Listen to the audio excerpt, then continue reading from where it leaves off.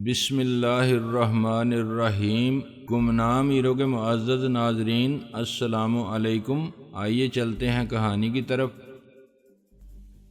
جناب تبریزی نے مائک پر کہا، آپ حضرات یہ جاننے کے لیے بےتاب ہوں گے کہ یہ خاتون کون ہے۔ یہ ایک لیڈی ڈاکٹر اور نرسنگ مدر ہیں، یعنی پارس کی دائی ماں ہیں۔ پارس خوشی سے اٹھ کر کھڑا ہو گیا، تیزی سے چلتا ہوا سٹیج پر آیا، پھر جھک کر ڈاکٹر روزہ کے گھٹنوں پر ہاتھ رکھے میں نے کہا، ڈاکٹر یہ وہی بچہ ہے جس نے تمہارے ہاتھوں سے جنم لیا ہے۔ روزہ نے ایک چیخ ماری، نہیں نہیں، تمہارے ایک بیٹے نے نہیں، دو بیٹوں نے میرے ہاتھوں جنم لیا تھا، تمہارا دوسرا بیٹا وہ ہے۔ ڈاکٹر روزہ نے پورس کی طرف انگلی اٹھائی۔ پورس شدید حیرانی سے اچھل کر کھڑا ہو گیا۔ ڈاکٹر روزہ رو رو کر کہہ رہی تھی، دوسرے بیٹے میں نے ظلم کیا تھا، اسے چھپا کر ایک بہت ہی دولت مند شخص کے ہاتھوں فروخت کر دیا تھا۔ میرے ذہن کو ایک جھٹکا لگا، جہاں آمنہ کی زچگی ہوئی تھی وہ جگہ یاد آئی۔ جزیرہ الدبرہ کی ایک عمارت، وہاں آمنہ درد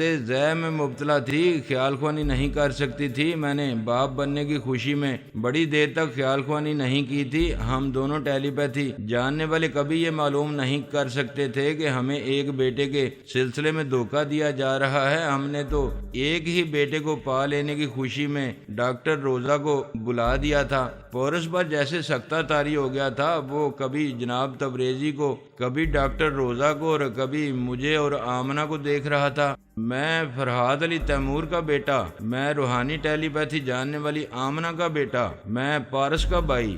وہ چکرا کر ثنا اور جلال پاشا کے درمیان کرسی پر بیٹھ گیا۔ بابا صاحب کے ادارے میں بیٹھے ہوئے سینکڑوں افراد دنگ رہ گئے تھے۔ وہاں ایک ایسے راز کا انکشاف ہوا تھا جس کی توقع کوئی نہیں کر سکتا تھا، حتیٰ کہ مجھ جیسا ٹیلی پیتھی جاننے والا اور آمنہ جیسی روحانی ٹیلی پیتھی جاننے والی نہیں جانتی تھی کہ ہم میاں بیوی کا تقریباً 25 برس کا پرانا راز، جو صرف ہماری ذات سے وابستہ تھا، اس سے ہم اتنے عرصے تک بے خبر رہیں گے جتنے عرصے تک قدرت کو ہماری بے خبری منظور رہے گی۔ اس انکشاف سے پورس تو گمسم رہ گیا تھا، دماغ ایسا سن ہو گیا تھا جیسے سوچنے سمجھنے کے قابل نہ رہا ہو، اور وہ بے اختیار دب سے جلال پاشا اور ثنا کے درمیان بیٹھ گیا تھا۔ روحانیت کے مراحل سے گزرنے سے پہلے آدمی کو دنیاوی معاملات اور رشتہ داریوں سے تعلق رکھنے والے جذبات سے پرہیز کرنا پڑتا ہے۔ دین اسلام میں اس بات کی اجازت نہیں ہے کہ مسلمان دنیا داری ترک کر کے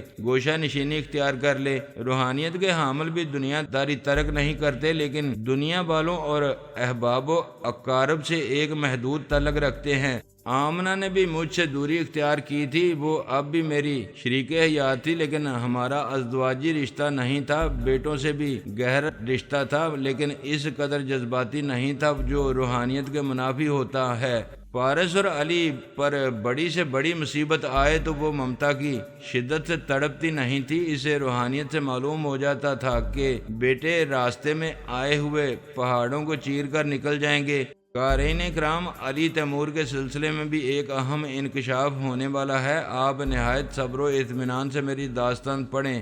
روحانیت کے مراحل سے گزرنے والے آمنہ نہایت عزم و استقلال سے عبادت و ریاضت میں مصروف رہا کرتی تھی، کبھی کسی معاملے میں جذباتی نہیں ہوتی تھی، لیکن یہ نہایت چونکا دینے اور ممتا کا کلیجہ لرزا دینے والی بات تھی کہ اس نے ایک نہیں دو بیٹوں کو جنم دیا تھا، اور پارس کا دوسرا ہم شکل پورس ذرا دور اس کی نگاہوں کے سامنے موجود ہے۔ اس نے حیران ہو کر ڈاکٹر روزہ کو دیکھا، پھر پورس کو دیکھا۔ اپنے پیٹ میں 9 ماہ تک پلنے والا بیٹا پیدا ہوتے ہی در بدر ہوتا رہا تھا۔ وہ اندر سے تڑپ گئی۔ قریب بیٹھے ہوئے جناب تبریزی کو دیکھا، جن کی ہمیشہ سے یہ ہدایت رہی تھی کہ اسے کبھی جوش اور جذبے میں نہیں آنا چاہیے۔ ثنا نے آہستگی سے پورس کی طرف جھک کر کہا، بھائی جان، آپ کی ممی آپ کو بڑی بے چینی سے دیکھ رہی ہیں۔ پورس نے سر اٹھا کر آمنہ کو دیکھا، پھر یک بارگی کھڑا ہو گیا، تیزی سے چلتے ہوئے سٹیج پر آنے لگا۔ بیٹے کو قریب آتے دیکھ کر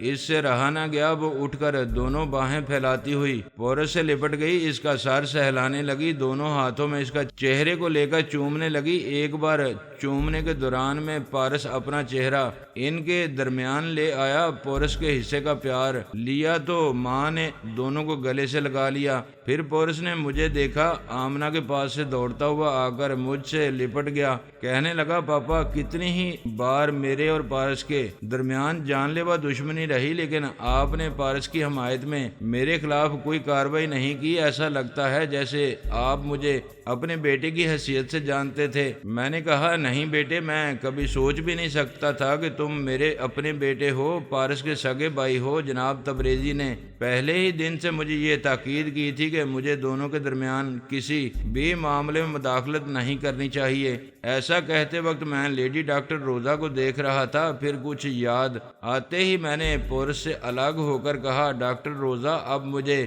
یاد آ رہا ہے, والٹر نامی ایک دشمن نے تمہیں گولی مار دی تھی اور تم مر چکی تھی. لیڈی ڈاکٹر روزا نے کہا, اس حال میں آتے ہی میں نے ایک اہم راز کا انکشاف کیا. اس کے بعد میں اپنی مختصر ہسٹری بیان کرنا چاہتی تھی, لیکن تم سب جذبات کے ٹھاٹھے مارتے ہوئے سمندر میں ڈوب رہے تھے, اس لیے میں خاموش رہی. وہ مائک کے سامنے آ کر بولی, میں کوئی مستند ڈاکٹر نہیں ہوں. مجھے دائمہ کہا جا سکتا تھا, مگر میں وچ ڈاکٹر رہ چکی ہوں, ایک نیگرو وچ ڈاکٹر, جادوگر کی پجارن رہ چکی ہوں. پہلی بار جب میں نے فرحاد علی تیمور کو دیکھا تو اسے اپنا بوائے فرینڈ بنانے کے لیے پھانسنا چاہا. یہ اپنی ٹیلی پیتھی کے باعث میرے دام میں نہ آ سکا. اس نے ایک ڈمی فرحاد کے ذریعے مجھے بیوقوف بنایا. بعد میں پتا چلا کہ میں کھلونا دے کے بہلائی گئی ہوں. تب مجھے غصہ آیا. میں نے عہد کر لیا کہ اس سے ضرور انتقام لوں گی. دیر سویر موقع تو مل ہی جاتا ہے. اس جزیرہ الدبرہ میں ایک ہندو میاں بیوی آئے ہوئے تھے. ان کی شادی کو 8 برس ہوئے تھے اور وہ اولاد سے محروم تھے. ایک بچے کی خاطر وہ دنیا کے ہر ملک اور علاقے میں جایا کرتے تھے. انہوں نے نیگرو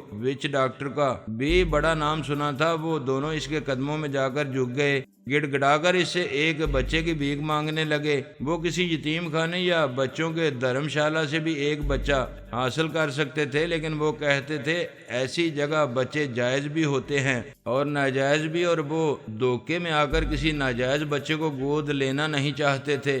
نیگرو وچ ڈاکٹر نے مجھ سے کہا, ڈاکٹر روزا, یہ ایک بچے کے لیے ترسنے والے جس عمارت میں ہیں وہاں فرحاد بھی ہے جس نے تم سے فریب کیا تھا. کل اس کی بیوی 2 بچوں کو جنم دے گی. ان میں سے ایک بچہ لے کر تم اس ماں کی ویران گود بھر دو. میں نے کہا, دونوں میاں بیوی ٹیلی پیتھی جانتے ہیں, کوئی گڑبڑ ہو سکتی ہے. وہ ماں بننے والی درد ذہ میں مبتلا رہے گی, خیال خوانی نہیں کر سکے گی, اپنی ہوش و حواس میں بھی نہیں رہے گی. اس کے ساتھ فرحاد اور منجالی ہیں. میں اپنے عمل سے اس زہریلی منجالی کو اس طرح کنٹرول کروں گا کہ وہ زچگی کے وقت فرحاد کا دھیان بٹائے رکھے گی. اس طرح باتوں میں الجھائے گی کہ وہ خیال خوانی کے ذریعے اپنی بیوی کے دماغ میں نہیں جائے گا. ویسے بھی فرحاد کی عادت ہے, وہ بیوی ہو یا کوئی دوسری عورت, وہ کسی کی تنہائی میں نہیں جاتا ہے. ماں بنتے وقت, غسل کرتے وقت یا لباس تبدیل کرتے وقت کبھی خیال خوانی کے ذریعے کسی کی تنہائی میں جانا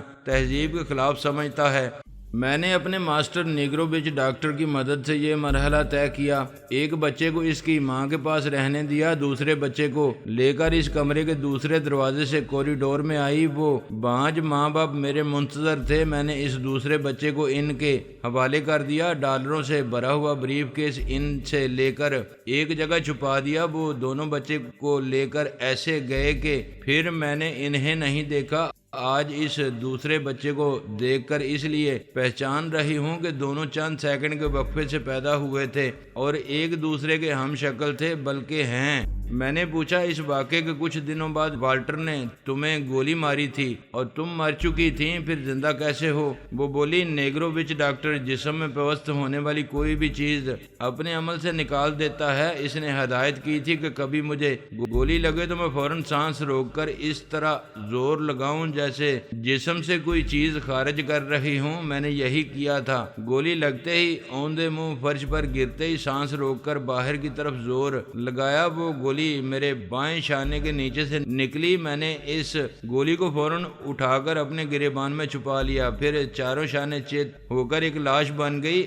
ایسے وقت نیگرووچ ڈاکٹر اپنے عمل سے میرے اندر توانائیاں پیدا کر رہا تھا۔ وہ چند لمحوں تک خاموش رہی، پھر بولی، میں بہت بیمار رہتی ہوں، شاید یہ بیماریاں مجھے مار ڈالتی، شاید اس لیے زندہ ہوں کہ ایک چشمدید گواہ کی حیثیت سے مجھے ایک بڑے اہم راز کی سچائی کی گواہی دینی تھی۔ میں جناب تبریزی کی ممنون و مشکور ہوں، انہوں نے مجھے اس ادارے میں آنے کی اجازت دی، اب میں رخصتی کی اجازت چاہوں گی۔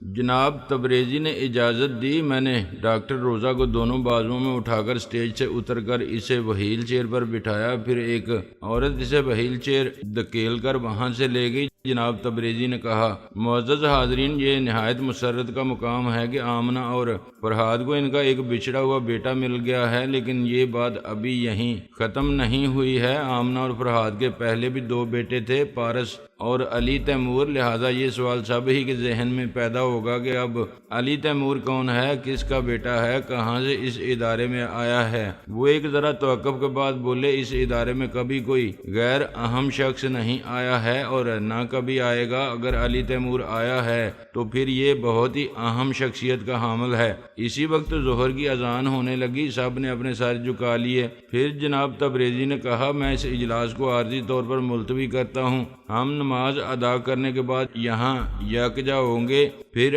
اہم معاملات پر بات ہوگی۔ کانفرنس ہال کے تمام اہم افراد اٹھ کر نماز کے لیے جانے لگے۔ علی اپنی جگہ سے اٹھ کر آہستہ آہستہ چلتا ہوا اسٹیج پر آیا۔ اس نے بڑی حسرت سے پہلے آمنہ کو پھر مجھے دیکھا۔ میں نے اسے کھینچ کر سینے سے لگا کر دبوچ لیا۔ آمنہ پیچھے سے آ کر اسے لپٹ گئی۔ علی تڑپ کر مجھ سے الگ ہوا، پھر آمنہ سے لپٹ گیا۔ میں، پارس اور پورس علی کو چاروں طرف سے گھیر کر اس سے لپٹ گئے۔ آمنہ نے اس سے کہا، میرے بیٹے، تمہیں یاد نہیں ہے؟ مجھے یاد ہے، میں نے تمہیں اپنا دودھ بھی پلایا تھا اور اپنی گود میں بھی کھلایا تھا۔ کیا ایک ماں کے 3 بیٹے نہیں ہو سکتے؟ علی نے کہا، ہاں ماما، بچپن کی کچھ اہم باتیں مجھے بتائی گئی تھیں۔ ان اہم باتوں کے پیش نظر کہتا ہوں کہ پارس اور پورس نے کبھی آپ کا دودھ نہیں پیا۔ یہ دونوں آپ کی کوکھ میں پلنے والے بیٹے ہیں، تو میں آپ کا دودھ پینے والا بیٹا ہوں۔ آمنہ نے اس کا سر جھکا کر اس کی پیشانی چوم لی۔ میں اسے دیکھ رہا تھا، یہ سوال مجھے بھی چبھ رہا تھا کہ وہ کون ہے، وہ کہاں سے آیا ہے۔ 2 گھنٹے کے لیے اجلاس ملتوی ہوا تھا۔ اس کے بعد تمام حضرات کانفرنس ہال میں یکجا ہونے والے تھے، لیکن نماز پڑھنے کے بعد وہاں دعا مانگنے سے پہلے جناب تبریزی نے فرمایا، آپ حضرات یہاں سے اپنی اپنی ڈیوٹی پر جائیں گے۔ ہنگامی حالات کے باعث آج کا اجلاس ملتوی کیا جاتا ہے۔ ابھی علی تیمور اور فہمی کو فوراً ہیلی کاپٹر کے ذریعے پیرس جانا ہے، وہاں سے یہ دونوں افغانستان جائیں گے۔ عظیم مجاہد مرحبا توصیف نے افغانستان میں پناہ لی ہے۔ دشمنوں کو اس کے خفیہ اڈے کا سراغ مل گیا ہے۔ یہ پلاننگ کی جا رہی ہے کہ کس طرح اس خفیہ اڈے تک پہنچ کر مرحبا توصیف کا کام تمام کیا جائے، لہذا شام ہونے سے پہلے علی تیمور کو افغانستان میں طالبان کا مہمان بن کر پہنچنا ہوگا۔ پھر انہوں نے ایک ذرا توقف سے کہا، حالات تیزی سے بدل رہے ہیں۔ ان لمحات میں بڑے بڑے ممالک کے فوجی اکابرین کی ایک خفیہ میٹنگ سوئٹزرلینڈ میں ہو رہی ہے۔ ان کے اجلاس کا متن یہ ہے کہ جب وہ طاقتور ممالک اقوام متحدہ کے قوانین کے خلاف کئی اسلامی ممالک پر بمباری کراتے ہیں، میزائلوں کے ذریعے آباد شہروں کو تباہ و برباد کر کے مسلمانوں کو ان کے ملکوں سے نکال کر دربدر کر سکتے ہیں، تو بابا صاحب کا ادارہ بھی ایک چھوٹی سی اسلامی ریاست کی طرح ہے۔ تمام مخالف ممالک بیک وقت ہمارے ادارے پر فضائی اور زمینی حملہ کریں گے تو خدا نہ کرے یہ ادارہ بھی ایک ہی بھرپور حملے سے نیست و نابود ہو جائے گا۔ وہ اس اجلاس کو ہر ممکن طریقے سے خفیہ رکھنے کی کوشش کر رہے ہیں۔ اس طرح خفیہ تیاریوں کے بعد اچانک حملہ کرنا چاہتے ہیں کہ ہمارے ٹیلی پیتھی جاننے والے بھی ان کی اس جارحانہ کارروائی سے بے خبر رہیں اور وہ اپنے مقاصد میں کامیاب ہو جائیں۔ خدا نخواستہ یہ ادارہ تباہ ہو جائے گا تو جو چند ایک ٹیلی پیتھی جاننے والے باقی بچیں گے وہ دربدر ہو جائیں گے۔ انہوں نے تمام نمازیوں کے ساتھ دعا کے لیے ہاتھ اٹھائے۔ سب نے بیک آواز اپنے رب العزت سے بابا صاحب کے ادارے کی سلامتی کے لیے دعا مانگی۔ جب تمام نمازی رخصت ہونے لگے تو انہوں نے مجھے، جلال پاشا کو، سلمان، پارس اور پورس اور علی تیمور کے علاوہ چند ذہین سراغرسانوں کو روک لیا۔ ہم سب بیٹھ گئے۔ انہوں نے فرمایا ہم چاہتے تھے ہماری دنیا سے رفتہ رفتہ ٹیلی پیتھی ختم ہو جائے، کیونکہ ٹیلی پیتھی سے جتنے فائدے پہنچتے ہیں اس سے زیادہ لوگ ایک دوسرے کو نقصانات پہنچاتے ہیں۔ یہی وجہ ہے کہ ہم نے امریکہ کی ٹرانسفارمر مشین کو نکارہ بنا دیا ہے۔ ایک ٹرانسفارمر مشین ہمارے ادارے میں ہے جسے ہم نے انڈر گراؤنڈ محفوظ رکھا ہے جب سے دوسروں پر پابندیاں عائد کی گئی ہیں۔ ہم نے بھی اپنی ٹرانسفارمر مشین کے ذریعے کسی فرد کو ٹیلی پیتھی کا علم نہیں سکھایا ہے، حتیٰ کہ اینٹی ٹیلی پیتھی دوا کے ذریعے ہم نے پارس اور علی کو بھی خیال خوانی کے علم سے محروم کر دیا۔ لیکن اب دشمن اونچے ہتھ کنڈوں پر اتر آئے ہیں۔ انہوں نے چند اسلامی ممالک میں جارحانہ حملے کر کے مسلمانوں پر مظالم ڈھائے ہیں، ان کے شہر اور بستیاں اجاڑ دی ہیں، لاکھوں مسلمانوں کو شہید کر چکے ہیں۔ ایسا کام وہ بڑی سیاست سے قسطوں میں کرتے ہیں، کبھی کشمیر میں، کبھی لیبیا اور ایران میں، اور کبھی کوسوو اور الجزائر میں مسلمانوں کا قتل عام جاری رکھتے ہیں۔ انہیں ان کے ملکوں سے نکال کر دنیا کو دکھاتے ہیں کہ کس طرح مسلمانوں کو کیڑے مکوڑوں کی طرح کچلنا چاہیے اور انہیں ان کے ہی ملکوں سے ٹھوکریں مار کر نکالنا چاہیے۔ یہ تماشا صرف غیر مسلم ہی نہیں، کروڑوں اربوں مسلمان بھی دیکھتے ہیں، اور اسلامی ممالک کے سربراہ رسمی احتجاج کرتے ہیں یا بے غیرتی سے خاموشی اختیار کر لیتے ہیں۔ خدا نخواستہ دشمن ہمارے بابا فرید واسطی کے ادارے پر کسی طرح حملے کرنے میں کامیاب ہوں گے تو ہماری مسلم دنیا اسی طرح بے حسی اور بے غیرتی سے تماشا دیکھ کر رہ جائے گی۔ دشمن جدید ترین اسلحے اور الیکٹرانک آلات ہمارے خلاف استعمال کریں گے۔ خدا کا فضل و کرم ہے کہ ہم دشمنوں سے کم تر نہیں ہیں، اس کے باوجود ہمیں اپنی بقا کی جنگ لڑنے کے لیے ٹیلی پیتھی جیسے ہتھیار کی سخت ضرورت ہے، اور اب ضرورت سے مجبور ہو کر ہمیں اپنی ٹرانسفارمر مشین کو محدود پیمانے پر استعمال کرنا ہی ہوگا۔ محدود پیمانے سے مراد یہ ہے کہ پارس، پورس، علی، فہمی اور یہ تمام ذہین سراغرسان جو یہاں موجود ہیں، ان سب کو باری باری ٹرانسفارمر مشین سے گزار کر ٹیلی پیتھی کا حامل بنایا جائے گا۔ علی کے لیے وقت نہیں ہے، یہ ابھی افغانستان کے لیے روانہ ہو جائے گا۔ فہمی ٹرانسفارمر مشین سے گزرنے کے بعد آج آدھی رات کے بعد صبح تک علی کے پاس پہنچ جائے گی۔ پھر انہوں نے بابا صاحب کے ادارے کے انچارج سے کہا، جناب خلیل بن مکرم، آپ فوراً انہیں اس مشین سے گزاریں۔ اس کے بعد جو منصوبے بنائے جائیں گے ان کے مطابق جلال پاشا، ثنا اور ثانی وغیرہ بھی اس مشن میں شامل ہو جائیں گے۔